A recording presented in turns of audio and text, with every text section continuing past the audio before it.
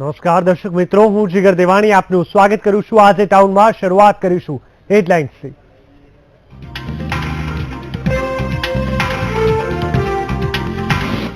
ઉરીમાં આતંકી હુમલા બાદ મિલિટરી ઓપરેશનના વડાએ કહ્યું 4 આતંકી ઠાર, મળી આવ્યો પાકિસ્તાની સામાન। સમગ્ર સૌરાષ્ટ્રમાં વરસાદ, અમરેલીના અનેક ડેમમાં નવા નીર, તો મહેસાણમાં 3 ઇંચ, ગીર સોમનાથમાં પણ આશરે 3 ઇંચ વરસાદ। મધ્ય અને દક્ષિણ ગુજરાતમાં વરસાદમાં તરબોળ, આણંદ અને સુરતમાં વરસાદ।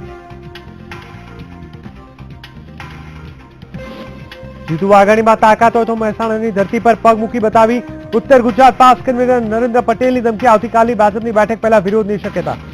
અમીરગઢ તાલુકાના ભેદી રોગનો ઉકલાયો ભેદ, ભેદી રોગ રાઈ નામનો વાયરસ હોવાનું ખુલ્યું। અને બોપલમાં મતદાર યાદી સુધારણા કાર્યક્રમમાં પોલમપોલ, મહિલા બ્લોક ઓફિસરના સ્થાને ફરજ બજાવી રહ્યા હતા મહિલાના પતિ।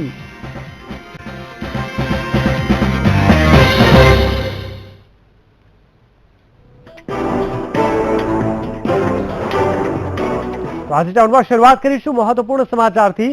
જમ્મુ કાશ્મીરમાં થયેલા ઉરી હુમલા બાદ વધુ એક મોટો ખુલાસો થયો છે। આ ખુલાસા પ્રમાણે સરહદ પારથી અલગ અલગ આતંકી જૂથોએ ભારતમાં ઘૂસણખોરી કરી છે, જેમાંથી એક જગ્યાએ ઉરીમાં આતંકી હુમલાને અંજામ આપ્યો છે, તો અન્ય એક જૂથ પૂંછ રવાના થવાનું સામે આવ્યું છે।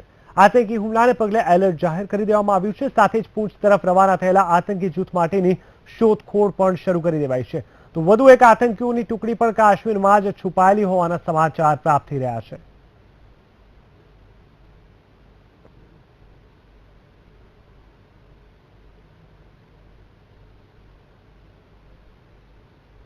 Of one of the units of Indian Army located at Uri in Kashmir at 5:30 early this morning. The firefight between the terrorists and Indian Army continued till approximately 8:30 in the morning. During this firefight, all 4 terrorists have been killed by the Indian Army.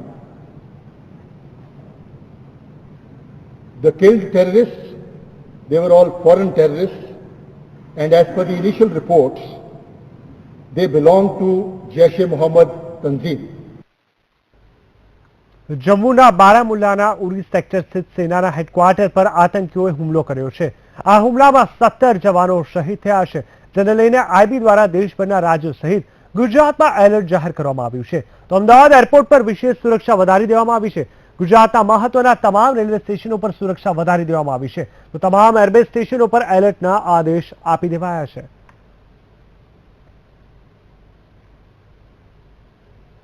ઉરીમાં થયેલા આતંકી હુમલાને પગલે ગુજરાતમાં IB દ્વારા alert જાહેર કરવામાં આવ્યું છે અને સુરક્ષા વ્યવસ્થા સઘન કરવામાં આવી છે। આ ઉપરાંત રેલવે સ્ટેશન પર પણ સુરક્ષા વધારવામાં આવી છે। જમ્મુ કાશ્મીરમાં થયેલા આત્મઘાતી હુમલા બાદ ગૃહમંત્રી દ્વારા સમગ્ર ભારતના એરપોર્ટ ઉપર જે એલર્ટ જાહેર કરવામાં આવેલું છે। અત્યારે હાલ આપણે અમદાવાદ એરપોર્ટ ઉપર છે।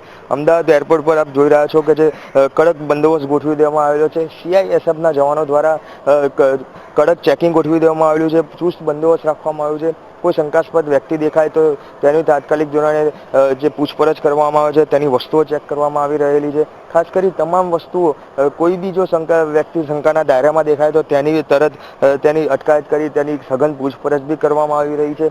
જે પ્રકારે એલર્ટ જાહેર કરવામાં આવે છે, આગામી દિવસોમાં જે તહેવારો આવી રહ્યા છે તેને ધ્યાનમાં રાખી આ એલર્ટ આપવામાં આવ્યું છે અને તેને જ લઈને અમદાવાદ એરપોર્ટ ઉપર જે સીઆઈએસએફ દ્વારા કડક અને ચુસ્ત બંદોબસ્ત બી તૈનાત કરી દેવામાં આવેલો છે। કેમેરા પર્સન સંજય જાદવ સાથે મયુર મેવાડા, વીટીવી ન્યૂઝ, અમદાવાદ।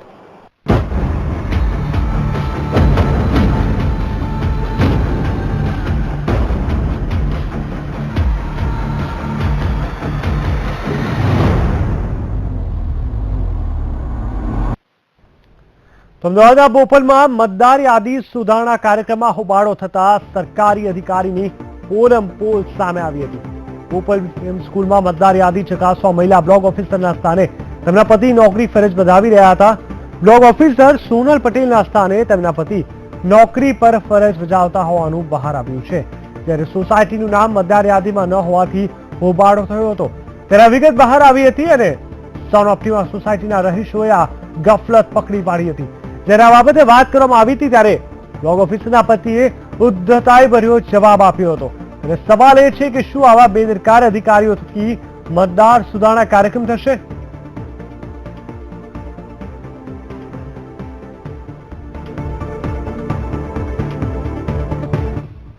તો વાત કરીશું વરસાદની બીજી ઇનિંગની.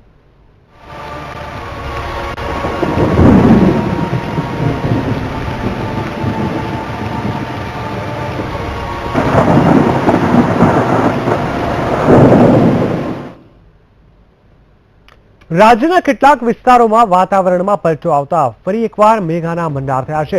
ત્યારે છોટાઉદેપુરના સંખેડા તાલુકાના કટેશ્વર ગામ સંપર્ક વિહોણું બન્યું છે. ઉપરવાસમાં ભારે વરસાદથી ગામ સંપર્ક વિહોણું બન્યું છે. તો દાદર નદીમાં પાણી અથવા આવતા તે બે કાંઠે વહી રહી છે અને કોઝવે પર પાણી ફરી વળતા ગામ સંપર્ક વિહોણું બન્યું છે. ઉપરવાસમાં ભારે વરસાદથી ગામ સંપર્ક વિહોણું બન્યું. દાદર નદીમાં પાણી આવતા નદી બંને કાંઠે વહી રહી છે.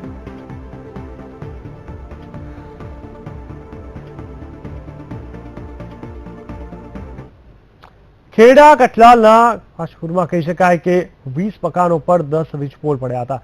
વરસાદ અને વાવાઝોડાના કારણે વીજપોલ અને વૃક્ષો ધરાશયી થયા હતા. આ સમગ્ર ઘટનામાં કોઈ જાનહાનિ થઈ ન હતી. જોકે આ ઘટના પછી તંત્રની બેદરકારી સામે આવી છે. MGVCLનો પ્રી મોન્સૂન પ્લાન માત્ર કાગળ પર રહેતા આ ઘટના કહી શકાય કે આ ઘટના ઘટવા પામી. પ્રી મોન્સૂન પ્લાન પાછળ તંત્ર દ્વારા લાખો રૂપિયાનું નુકસાન થયું છે એ વાત અહીંયા ફરી એકવાર સામે આવી છે.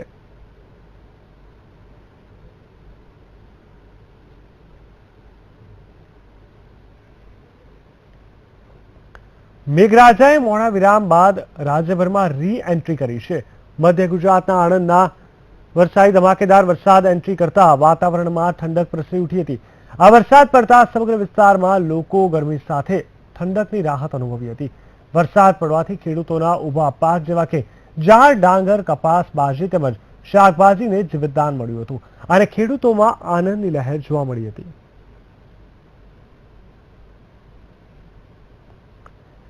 તો આ તરફ ગીર સોમનાથ જિલ્લામાં પણ વરસાદનું પુનઃ આગમન થતા લોકોમાં ખુશીની લહેર સામે આવી હતી. સવારે મેઘરાજાએ વિરામ લીધા બાદ ફરી એક વખત બપોરે રી એન્ટ્રી કરતા ખેડૂતો સહિત સ્થાનિકોમાં ખુશીની લહેર સામે આવી હતી.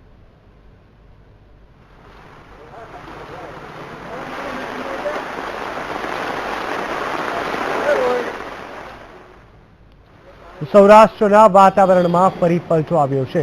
ફરી એક વખત જસદણ, જામકંડોરણા ઉપલેટામાં વરસાદ વરસી ગયો છે. તો કોંકણા, સાંગણી વિસ્તારમાં વીજળીના કડાકા સાથે વરસાદ વરસી ગયો છે. તો આ તરફ જૂનાગઢમાં પણ રાત્રિ દરમિયાન જ 2 ઇંચ વરસાદ વરસી ગયો. આમ સૌરાષ્ટ્રભરમાં દિવસભર ઉકળાટ રહ્યા બાદ મોડી રાત્રે મેઘરાજા મન મૂકીને વરસ્યા હતા.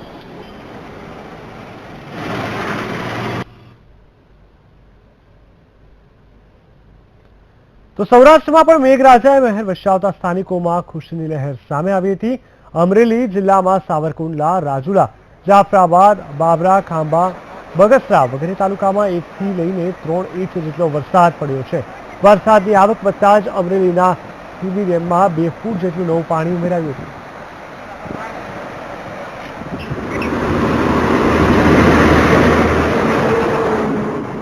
બિલકુલ તો કહી શકાય કે વરસાદની આ બીજી ઇનિંગ શરૂ થઈ ગઈ છે ને આ બીજી ઇનિંગે લગભગ કહી શકાય કે સૌરાષ્ટ્રમાં પાણી પાણી કરી દીધું છે. જોકે આ વરસાદની આ બીજી ઇનિંગથી જે મેઘરાજા મન મૂકીને વરસી રહ્યા છે તેનાથી ખેડૂતોમાં તો આનંદની લાગણી પ્રસરી જ ગઈ છે, પરંતુ સાથે સાથે સૌરાષ્ટ્રવાસીઓ પણ આ વરસાદને મન મૂકીને માણી રહ્યા છે. તો આ તરફ જૂનાગઢના ભેસાણમાં પણ અત્યાર સુધીમાં 3 ઇંચ જેટલો વરસાદ પડ્યો છે. શહેરના વિવિધ વિસ્તારોમાં મેઘરાજાએ રી એન્ટ્રી કરતા ખુશીની લહેર સામે આવી છે. શ્રાવણ તો ક્યારનો પૂરો થઈ ગયો અને હવે ભાદરવો પણ પૂરો થવામાં છે. એવામાં વરસાદે રાજ્યમાં ફરી એન્ટ્રી કરી છે. છેલ્લા 24 કલાકમાં રાજ્યમાં 11.48 ઇંચ જેટલો વરસાદ નોંધાયો છે, જેમાં 21 જિલ્લાના 131 તાલુકાઓમાં વરસાદ પડ્યો છે. જેમાં સૌથી વધુ અમરેલીના રાજુલામાં 4 ઇંચ વરસાદ નોંધાયો છે. તો વરસાદે ફરી એન્ટ્રી કરતા જગતનો તાત રાજી થઈ ગયો છે.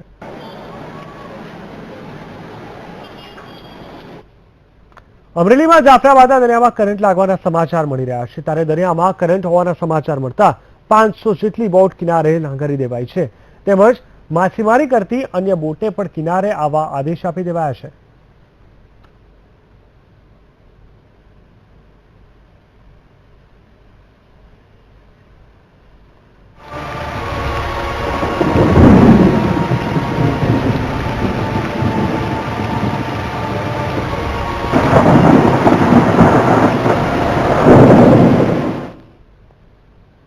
તો આજે ટાઉનમાં સમય થઈ ગયો છે બ્રેકનો. વધુ સમાચાર બ્રેક બાદ.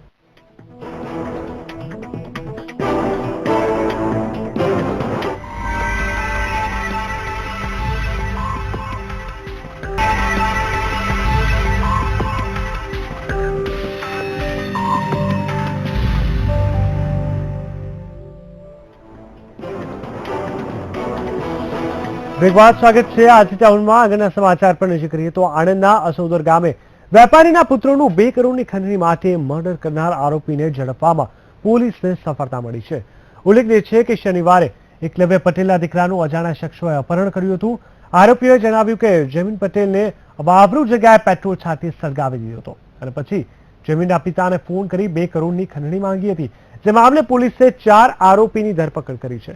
હાલ પોલીસ આ ઘટના અંગે વધુ તપાસ કરી રહી છે. લોકોએ બપોર 16 તારીખે બપોરે જ જમીનભાઈને કોઈ કામથી બોલાવ્યો, કારણ કે એમાં જે એક આરોપી છે તેનું નામ છે હિતેન્દ્રસિંહ બહાદુરસિંહ જાડેજા. એમની દુકાન જમીનભાઈના ફાધર જે એકલવ્યભાઈ છે એમને એના કોમ્પ્લેક્સમાં જ આવી છે. ત્યાં એના ફાધરે મતલબ એકલવ્યભાઈએ હિતેન્દ્રને આ દુકાન ભાડે ઉપર આપી હતી. એ પહેલાંથી જ ઓળખતા હતા. એમને ખબર હતી હિતેન્દ્રને કે એકલવ્યભાઈના છોકરા છે, દીકરો છે એકલવ જમીન, અને પૈસાવાળી સામે છે. તો આ લોકોને પૈસાની જરૂર હતી, તો એમને આ રીતે અગવા કરીને એક્સટોર્શન કરીને પૈસા મળી શકે છે. ઉલ્લેખનીય છે કે કિશન મોરીની હત્યાની અદાવત રાખીને તેમાં સંડોવાયેલા 2 બાબાજી યુવક અજય અને મુકેશ તેમજ તેના મિત્ર કાના ગઢવીની મોડી રાત્રે હત્યા કરવામાં આવી. કિશનની હત્યા બાદ પોલીસ આરોપીને શોધી રહી હતી. આ દરમિયાન આ 3ની રાત્રે જ હત્યા કરી દેવામાં આવી. આ બનાવ બાદ જૂનાગઢ પોલીસ આરોપીઓને શોધવા તપાસના ચક્રો ગતિમાન કર્યા છે. કિશન મોરીની હત્યા થયેલી.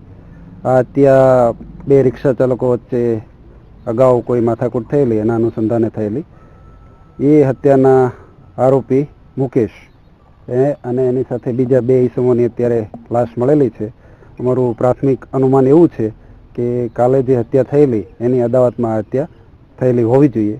તેમ છતાં અત્યારે ઇન્ક્વેસ્ટ ભર્યું છે, એડી દાખલ થયેલ છે અને મરણ જનારના કોઈ સગા સંબંધીનો અમે અત્યારે સંપર્ક કરી રહ્યા છીએ. ત્યારબાદ આગળની કાર્યવાહી કરવામાં આવશે. જ્યારે અન્ય એક બનાવમાં પેરોલ પર છૂટીને આવેલા આરોપી જાવેદ ખાનની હત્યા થઈ છે. જમાલવાડી વિસ્તારમાં રહેતો જાવેદ ખાન તેના મિત્ર હનીફ સાથે મજીવડી દરવાજા વિસ્તારમાંથી પસાર થઈ રહ્યો હતો. ત્યારે કારમાંથી આવેલા દાદુ નુરમગઢ તથા તેના 2 પુત્રો ઇકબાલ અને એજાજ સહિત 4 શખ્સોએ કુહાડી વડે હુમલો કરી ફરાર થઈ ગયા હતા.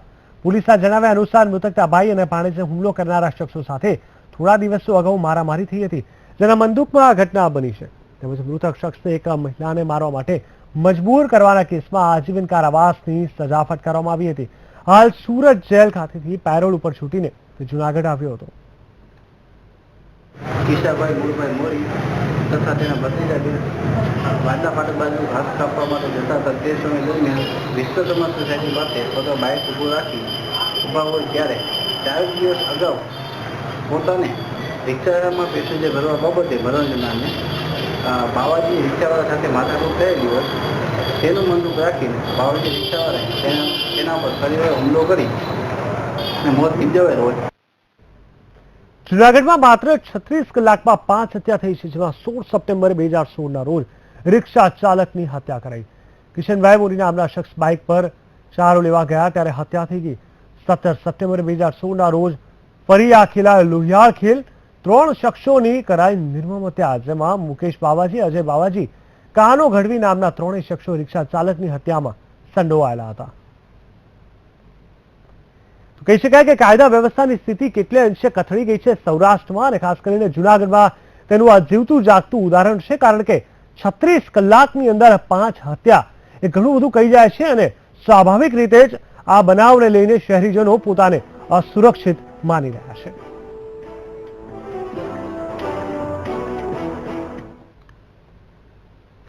શહેરના નવરંગપુરા વિસ્તારમાં આવેલી બેંક ઓફ ઇન્ડિયા સોસાયટીમાં રહેતા એક વૃદ્ધની લૂંટની ઈરાદે હત્યા કરવામાં આવી.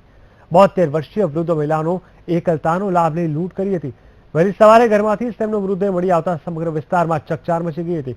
પોલીસે ઘટના સ્થળ પર પહોંચીને સમગ્ર ઘટનાની તપાસ હાથ ધરી હતી, જેમાં પ્રાથમિક માહિતી અનુસાર સોનાના દાગીના અને મોબાઈલ સહિત ઘરમાંથી કોમ્પ્યુટરનું CPU પણ તસ્કરો લૂંટી ગયા હતા. મૃતક નિર્મલાબેન શાહને 4 સંતાન છે, જેમાંથી 2 સંતાનો વિદેશમાં રહે છે તો અન્ય 2 અમદાવાદના નહેરુનગર અને વેજલપુરમાં રહે છે. જો કે બનાવની જાણ ત્યારે થઈ જ્યારે દૂધ આપવા આવેલા વ્યક્તિને રોજની જેમ દૂધનું વાસણ નહીં મળતા પાડોશીને જાણ કરી હતી. ત્યારે જ પાડોશીએ પણ ઘટનાની જાણ કરી. આ મામલે પોલીસની તપાસ ચાલુ છે. હવે પછીથી દરેક બાબતોમાં તપાસ કરી, દરેક દિશાઓમાં તપાસ કરી, કયા કયા એના કારણ હોઈ શકે એ તમામની તપાસ કરી આગળની કાર્યવાહી હાથ ધરવામાં આવશે. તિજોરી કે કબાટ કે ઘરના બીજા કોઈ જગ્યાએથી તોડી અને બીજી કોઈ કિંમતી સરસામાનની ચોરી કરેલ નથી. પ્રાથમિક તપાસ હાલ જે આજુબાજુના કેમેરા, કોણ માણસ આવેલું, આજુબાજુના સાહેદો જે વિસ્તારમાં તેઓના પણ નિવેદનો મળે તેઓને પૂછપરછ કરી, તેમના પરિવારની પૂછપરછ કરી કે તેમને કોઈની સાથે કંઈ અણબનાવ હતું કે કેમ, કે ભાઈ આ કેવા કારણોસર થઈ એ બાબતની વિગતવાર પૂછપરછ કરી આગળની તપાસ હાથ ધરી છે. ગુજરાત ગૌણ સેવા પસંદગી વર્ગ 1ની અંતિમ 2 પરીક્ષા યોજાઈ હતી, જેમાં અમદાવાદ શહેરની વિવિધ શાળાઓમાં GPSCની પરીક્ષા યોજાઈ. આ પરીક્ષા આપવા આસપાસ સહિતના વિસ્તારોમાંથી મોટી સંખ્યામાં વિદ્યાર્થીઓ આવ્યા હતા. ઉલ્લેખનીય છે કે રવિવારે અંગ્રેજીની પરીક્ષા લેવાઈ હતી, જે એકંદરે પેપર સરળ હતું, જ્યારે બીજું પેપર ટેકનોલોજી અને કરંટ ટોપિક પર લેવાયું હતું. આજે ઇંગ્લિશનું પેપર હતું અને પેપરમાં ક્વેશ્ચન્સ ઇઝી હતા અને લખાણ વધારે હતું.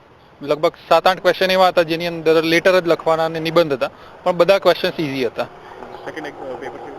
સેકન્ડ પેપર બી સારું હતું. ગુજરાત જે સામાન્ય વિજ્ઞાનનું હતું પહેલું પેપર, એ બી અપ ટુ ધ માર્ક હતું.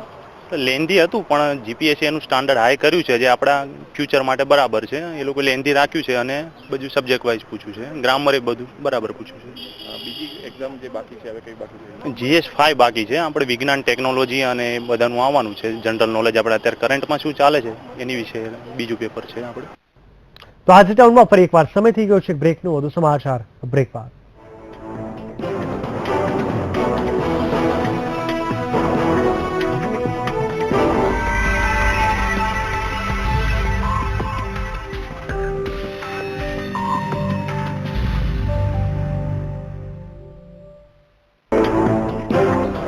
સ્વાગત છે. આજે ટાઉનમાં વાત કરી હિંમતનગરની. હિંમતનગર વિધાનસભાના પૂર્વ ધારાસભ્ય અને હાલ દીવ દમણના પ્રશાસક પ્રફુલ પટેલનો પાટીદારોએ અભિવાદન સમારોહ યોજાયો હતો. બીજી બાજુ કાર્યક્રમમાં કોઈ હોબાળો ન થાય તે માટે પાસતા કાર્યકરોને નજરકેદ કરી દેવાયા હતા. ઉલ્લેખનીય છે કે રાજ્યભરમાં પાટીદારોને ખુશ કરવા માટે ભાજપના નેતાઓનો અભિવાદન સમારોહ યોજાઈ રહ્યો છે. જોકે પ્રફુલ પટેલના અભિવાદન સમારોહમાં કોઈ રાજકારણી ઉપસ્થિત રહ્યા ન હતા. પહેલી ઘટના છે કે જેમાં સમાજના તમામ ઘટકો એક મંચ ઉપર ઉપસ્થિત રહી અને આ પ્રકારનો જે કાર્યક્રમ થયો. માત્ર એટલું નહીં, કદાચ કોઈ પણ જાતના હસ્તક્ષેપ વગર સંપૂર્ણ સફળતાથી આ કાર્યક્રમ કરવાનું જો કોઈનું શ્રેય જતું હોય તો પાટીદાર સત્કાર સમિતિના ફાળે જાય છે એમ કહું તો કદાચ કશું ખોટું. જીતુ વાઘાણી જો પાટીદાર હોય તો મહેસાણાની ધરતી પર પગ મૂકીને બતાવે, આવી ખુલ્લી ચેલેન્જ આપી છે ઉત્તર ગુજરાત પાસ કન્વીનર નરેન્દ્ર પટેલે. મહેસાણામાં ભાજપના પ્રદેશ પ્રમુખ જીતુ વાઘાણીની અધ્યક્ષતામાં સંગઠનની બેઠક યોજાવા જઈ રહી છે. ત્યારે પાટીદાર અનામત આંદોલનનું કેન્દ્રબિંદુ રહેલા પાટીદાર સમાજે જીતુ વાઘાણીને થાળી વેલણથી વિરોધ કરવાનો કાર્યક્રમ જાહેર કર્યો છે. સુરત કરતા પણ મહેસાણામાં વાઘાણીનો વિરોધ થશે તેવી ચીમકી ઉચ્ચારી છે. સુરતથી પણ ભયંકર મોટો વિરોધ કરવાના છીએ. જીતુ વાઘાણી જો ઓરિજિનલ પાટીદાર હોય તો મહેસાણાની ધરતી ઉપર કાલે પગ મૂકી જો એવી અમારી ખુલ્લી ચીમકી છે. અમે એનો સખત વિરોધ કરવાના છીએ. જીતુ વાઘાણીને મહેસાણામાં આવવું હોય. અમદાવાદમાં જૈન સમાજ દ્વારા મુખ્યમંત્રી વિજય રૂપાણીનો અભિવાદન સમારોહ યોજાયો, જેમાં જૈન શ્રેષ્ઠીઓ દ્વારા સીએમ રૂપાણીનું સન્માન કરવામાં આવ્યું હતું. ત્યારે રૂપાણીએ જૈન સમાજને સંબોધન કરતા જણાવ્યું કે વિહાર કરતા મહારાજને નડતા અકસ્માત પર ચોક્કસ પગલાં લેવામાં આવશે. આ ઉપરાંત સાધુ સંતો અને પગપાળા જતા સંતોને લાભ મળે તેવા પણ પ્રયત્નો કરવામાં આવશે. જેથી કરીને ખાલી સાધુ સંતોનું તો રક્ષા થશે જ, પણ ઘણા શ્રદ્ધાળુ પગપાળા માનતાઓ માનવા જાય છે એને અકસ્માતો થાય છે અને ઘણા સાધુ સંતો યાદ કરે છે, પગપાળા એમને તકલીફ પડે છે, આ બધા માટે વિચાર કરીને આવનારા દિશામાં કંઈક આપણે કરવા પ્રયત્ન કરીશું. સાથે સાથે સાઇનબોર્ડ મૂકવામાં આવે કે આ રૂટ ઉપર પગપાળા સાધુ સંતો અને શ્રદ્ધાળુઓ જઈ રહ્યા છે, વાહન ધીમે ચલાવો, સ્પીડ બ્રેકર થોડા કરે અને મધ્યમાં ચલાવે, એ પ્રકારનું પણ આપણે કંઈક કરી. સૌરાષ્ટ્ર યુનિવર્સિટી ખાતે આજથી 46મા યુવક મહોત્સવનો પ્રારંભ થયો છે. સૌરાષ્ટ્રભરની 91 કોલેજના 3000થી વધુ વિદ્યાર્થીઓ વિવિધ સ્પર્ધાઓમાં પોતાની પ્રતિભા બતાવશે.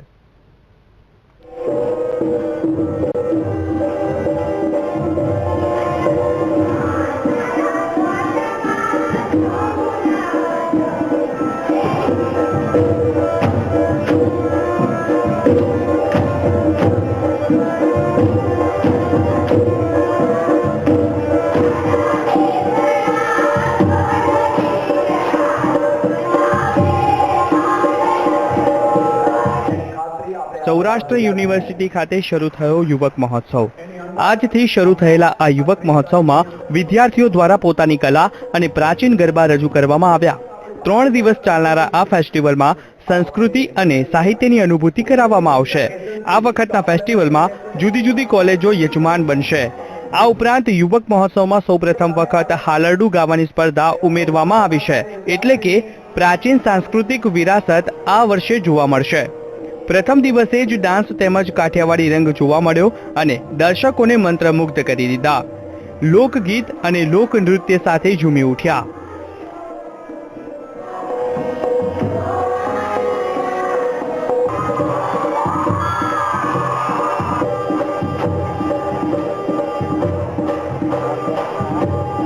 લગભગ એકાદ મહિના જેવી પ્રેક્ટિસ કરી છે. રોજ અમે 2 કલાક જેટલી પ્રેક્ટિસ કરતા અને આમાં અમારે જાતે ગાઈને કરવાનું એટલે થોડીક વધારે પ્રેક્ટિસની જરૂર પડે. અને આમાં અમે એકદમ પ્રાચીન વિશે કે મેળો હોય તો મેળામાં કઈ રીતે જવાનું, એક સાથે સંગાથે જવાનું હોય છે, એ વિશે બધું પરફોર્મ કરવાના છે. અને એકદમ પ્રાચીન છે બધું, કે જૂનું પ્રાચીન યુગમાં શું હતું એવી રીતે, અને એક્શન બધી એકદમ વાકી વળીને અને બધું પ્રાચીન જ એમ. આ ઉપરાંત સાહિત્ય વિભાગ સહિત કુલ 3011 વિદ્યાર્થીઓ અલગ અલગ સ્પર્ધામાં પોતાનું કલા કૌશલ્ય બતાવશે. આ ફેસ્ટિવલમાં લોકોને સમૂહ ગીત ઉપરાંત પોતામાં રહેલી પ્રતિભાને દર્શાવવાની પણ તક મળી. સૌરાષ્ટ્ર યુનિવર્સિટી 50મું વર્ષ ઉજવી રહી છે, માટે વિદ્યાર્થીને જે કંઈ ઇનામ આપવામાં આવે છે, પહેલો, બીજો, ત્રીજો નંબરને, એ બમણા કરી દેવામાં આવ્યા છે. અને હવે જે 1000, 1500 અને 2500 હતા એને બદલે 2000, 3000 અને 5000 નું ઇનામ દરેક વિદ્યાર્થીને જે પહેલો, બીજો, ત્રીજો આવે છે એને કરવામાં આવે છે. યુથ ફેસ્ટિવલ વિદ્યાર્થીઓમાં રહેલી ક્ષમતાને બહાર લાવવા માટેનું ઉત્તમ પ્લેટફોર્મ છે. વિદ્યાર્થીઓને આશા છે કે આ પ્લેટફોર્મ થકી મહિનાઓથી તેમની કરેલી મહેનત રંગ લાવશે.